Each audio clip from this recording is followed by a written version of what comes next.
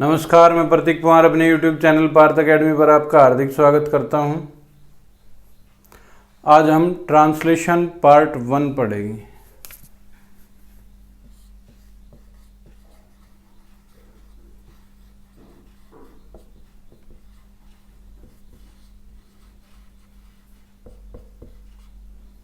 प्यारे बच्चों, कोई भी ट्रांसलेशन करने के लिए हमें एक हिंदी सेंटेंस की ज़रूरत होगी या अंग्रेजी सेंटेंस की ज़रूरत होगी।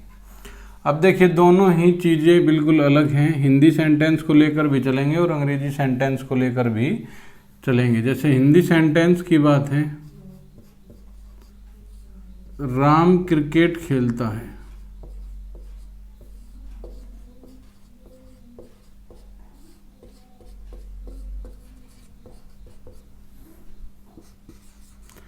और अंग्रेजी सेंटेंस लेंगे, राम प्लेज क्रिकेट।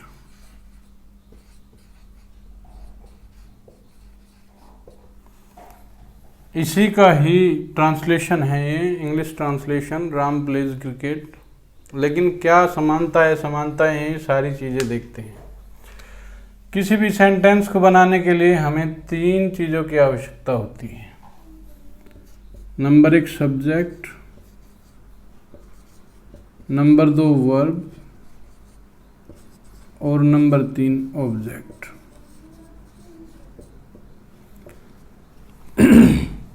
जैसे जैसे हमें सब्जेक्ट प्राप्त करना होता है तो हमें वाक्य में के शुरू में कौन या किसने लगाकर प्रश्न करना होता है।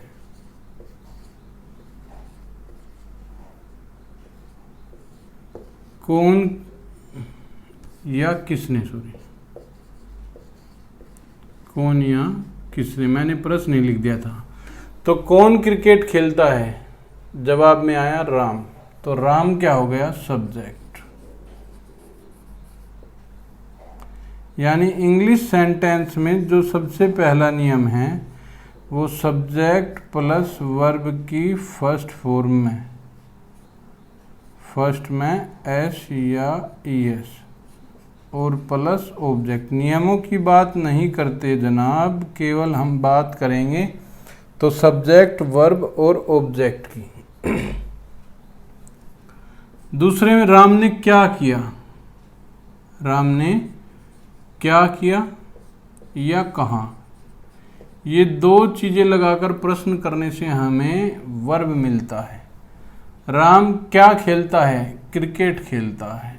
तो हमने राम क्या करता है, खेलता है, प्ले।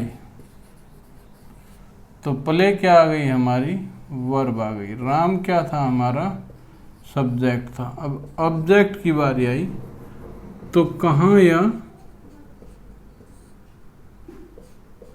क्या या किसके।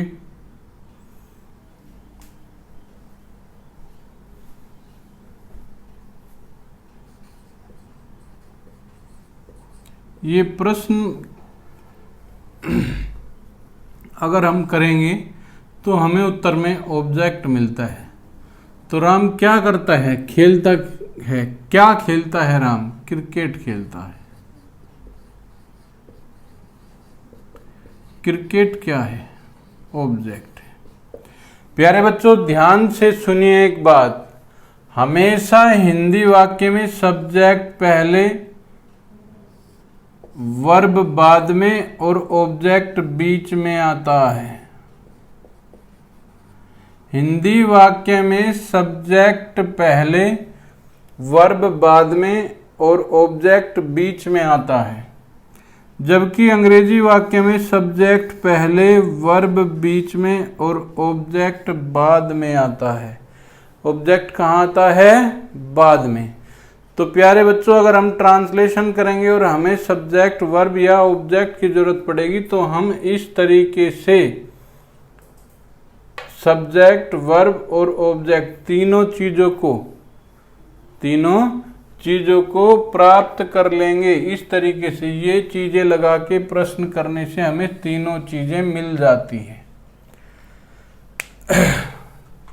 उम्मीद है बेटा समझ में आया होगा। अगर कोई परेशानी होगी तो कमेंट बॉक्स में ज़रूर लिखें। नेक्स्ट, इसी में आगे चलते हैं।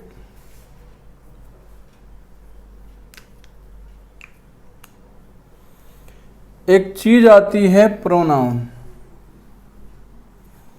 वैसे मैं आपको बता दूं, प्रोनाउन भी नहीं लेंगे, केवल सब्जेक्ट की बात करेंगे, सिंगुलर सब्जेक्ट और प्लूरल सब्जेक्ट। जैसे हम केवल बात करेंगे आई और वी को प्रेजेंट के चारों टेंस में प्लूरल सब्जेक्ट माना गया है, आई और वी को। यू को भी आई और यू को प्रेजेंट के चारों टेंस में हमेशा प्लूरल सब्जेक्ट माना गया है, और वी को भी हम प्लूरल सब्जेक्ट ही लेंगे। सिंगुलर सब्जेक्ट में हमारा जो आएगा वो ही आएगा, सी और इट, यहाँ पर दे भी प्लूरल ही होगा, और प्लस नाउन्स, जितने भी नाउन होंगे वे सारे हमारे सब्जेक्ट सिंगुलर होंगे, क्योंकि सब्जेक्ट का बड़ा ही महत्व होता है इसमें। अब प्यारे बच्चों, ये ट्रांसलेशन का पार्ट 1 था। अब हम नेक्स्ट वीडियो में पढ़ेंगे use of is are am, use of is are am, जो कल लगभग 11-12 बजे के बीच अपलोड होगी। पहले भी हो सकती है, कोई निश्चित समय नहीं है, तो इसलिए बेटा जरूर देखें। Use of is are am यहाँ से शुरू करेंगे और हर चीज़ें करते चले जाएंगे, कोई चीज़ नहीं छोड़ी जाएगी। जो बच्चा हमारी वीडियो देखेगा, मैं निश्चित रूप से गारंटी से बिल्कुल ये कह सकता हूँ कि वो ट्रांसलेशन करना सीख जाएगा। ओके बेटा, वीडियो अच्छी लगे तो लाइक करो, शेयर करो और चैनल को सब्सक्राइब करो। ओके, जय हिंद, जय भारत।